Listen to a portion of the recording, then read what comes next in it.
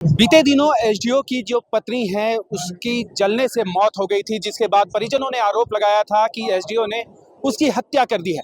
उसी को लेकर आज हजारीबाग में न्याय यात्रा निकाला गया है। आप देख सकते हैं कि सैकड़ों के तादाद में महिलाएं यहाँ पे उपस्थित है और जो पीड़िता है, जो यानी जिसकी मौत हुई है, उसे न्याय दिलाने के लिए ये लोग गुहार लगा रही है और साथ ही साथ उसके आत्मा के शांति के लिए ये लोग रैली निकाल रही है। अब देखने की बात यह है कि जिला प्रशासन क्या कहता है, लेकिन आप यहाँ पे संख्या देख सकते हैं कि महिलाओं की संख्या सबसे ज्यादा है। और आज जो है देख रहे शासन प्रशासन हाय हाय और कई सारे बोर्ड्स आप देख रहे होंगे जिसमें अनीता को जो मृत महिला है अनीता को न्याय दिलाने की बात इन लोगों के द्वारा की जा रही है। तो लगातार अनीता को न्याय दिलाने के लिए हजारीबाग के जो लोग हैं वो सड़कों पे उतर आए हैं। लेकिन सबसे बड़ी बात यह है कि आज उसका अंतिम संस्कार हुआ और उस अंतिम संस्कार में जो पति हैं, जो एसडीओ हैं, उनके पति हैं, वो मौजूद नहीं रहे।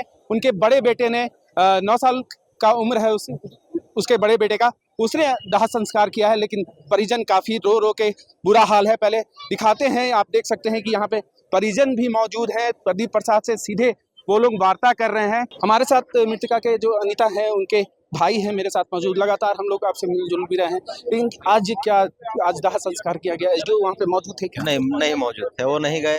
वो अपने पद की धौंस हम लोग को दिखाए, पद की धौंस दिखा करके हमारी बहन को जान ले लिए। और आज उन्होंने अपना पद की धौंस सनातन धर्म को भी दे दिया कि सनातन धर्म भी हमारे पद के पीछे कुछ नहीं है। हमारे साथ प्रदीप प्रसाद हैं, ये भी यहाँ पे जुड़े हैं। परिजन से आपने बात भी की है, किस तरह से न्याय दिलाने का काम करेंगे, क्योंकि परिजन भी बोल रहे हैं कि विधानसभा में बात उठाने के लिए? देखिए, जब तक निष्पक्ष जांच नहीं होगा और जब तक हम लोग संतोषप्रद रिजल्ट नहीं मिलेगा कि कैसे उनकी हत्या हुई, पूरी जांच नहीं होगी, तब तक हम लोग इस मामले को उठाएंगे। चाहे सड़क पे मामला उठाना हो या सदन में उठाना हो, हाईकोर्ट में मामला उठाना हो, हर जगह जाएंगे। जहां तक न्याय मिलेगा वहां तक हम लोग जाएंगे, किसी भी हद तक जाएंगे। महेश्वरी हत्याकांड हुआ, अभी तक उसका उद्भेदन नहीं हो पाया। इस मामला में हम लोग किसी तरह चुप नहीं बैठने वाले हैं। जब तक इसका उद्भेदन नहीं होगा, जब तक सजा नहीं मिलेगा। देख रहे हैं उनकी माताजी किस हालत में है, उनके परिवारजन किस हालत में है। इससे बुरी हालत आप देख नहीं सकते हैं और हम लोग यहाँ न कुछ बोलने की स्थिति में। तो माँ से सीधे जुड़ेंगे। अब इस दुखद घड़ी में नहीं बोल पाएगी। इस घटना में कोई बोलने का पोजीशन में नहीं है, न हम बोलने की स्थिति में है। लेकिन निष्पक्ष जांच जब तक नहीं होगा हम लोग आंदोलन करते रहेंगे। चाहे हजारीबाग बंद करना हो या अभी तो कैंडल मार्च के माध्यम से न्याय मार्च हम लोग निकाल रहे हैं कि न्याय मिले। न्याय नहीं मिलेगा हम लोग सड़क से लेकर सदन तक और न्यायालय तक भी जाने का काम करेंगे। और हम लोग इन अनशन पर अगर न्याय नहीं मिला तो हम लोग माननीय सदर विधायक के नेतृत्व में चरणबद्ध आंदोलन करेंगे। आज के बाद एक दिन हम लोग ने प्रदीप विधायक के नेतृत्व में अनशन भी करेंगे। और मैं ये कहना चाहता हूँ कि ये किसी भी नारी का उत्पीड़न अगर यह हम लोग बर्दाश्त नहीं करेंगे। और नारी का उत्पीड़न मानव अधिकार का उल्लंघन है और यह ऐसा व्यक्ति केंद्रित है जिसके हाथ में लॉ एंड ऑर्डर है। और क्या कहलाता है, इससे मंशा झलकती है कि कोई भी प्रशासन आज तक कोई सहयोग नहीं किया है। और यह अशोक कुमार जो सदर एसडीओ है उस संदेह के घेरे से मुक्त नहीं है।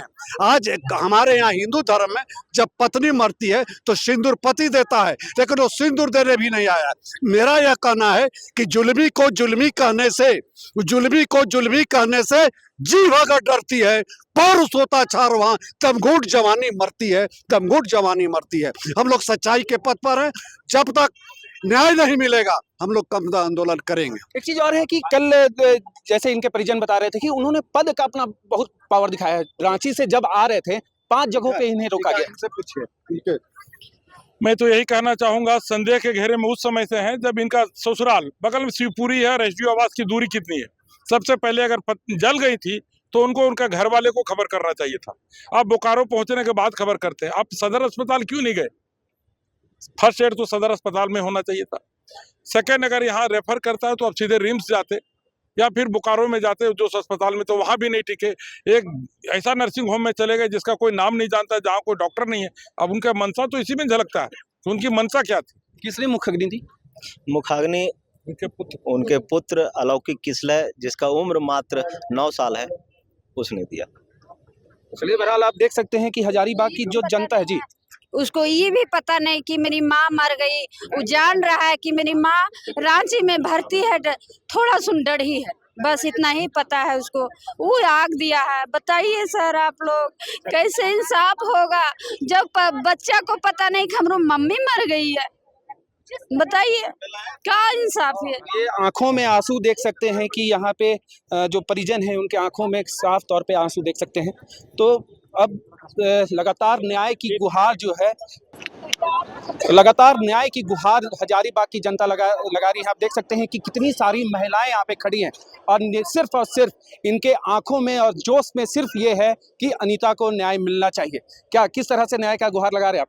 हम लोग सब समर्थन दे रहे हैं, महिलाओं का समर्थन उसके साथ रहे और हत्यारों को फांसी की सजा देनी ही देनी चाहिए। जलाया गया उसको भी उसी तरह जलाया जाएगा। क्या बोलिएगा? वही हम लोग हवाले छोड़ दीजिए ना, हम लोग उसको जला कर रख देंगे, बीच चौराहा पे एक एक काट कर रख देंगे। हम लोग हवाले कीजिए, लेडीज के हवाले, एक के चलिए सारा जेल सुधर जाएगा। कर दीजिए, हम लोग का मांग यही है कि जब लेडीज नहीं जलाया गया, सारी महिलाओं को और सुरक्षित कर दिया एसडीओ। जब प्रशासन ऐसा काम कर रही है जो हमें सुरक्षा देती थी, वो खुद इतना गलत काम कर रही है। हम लोग के हवाले किया जाए, हम लोग बदला लेंगे, समझ गए ना? ये देख सकते हैं कि हजारीबाग की महिला है, साफ तौर पे इनका कहना है कि उसे महिलाओं के हवाले कर दिया जाए, वो उसका फैसला सुना देगी। अपने सहयोगी आशीष यादव के साथ मैं Piyush Mishra, the follow up news, Hazaribagh. एवं इंजीनियर बनकर भरे सफलता की ऊंची उड़ान, जहां साधारण छात्र भी झारखंड टॉपर्स बनकर बना रहे इतिहास। दूरदर्शी शिक्षाविद श्री विपिन सिंह के मार्गदर्शन में मेडिकल एवं इंजीनियरिंग के लाखों छात्रों के लिए आशा की किरण के रूप में गोल nation's leading institute. TheFollowUp.in. Like, share, and subscribe. www.thefollowup.in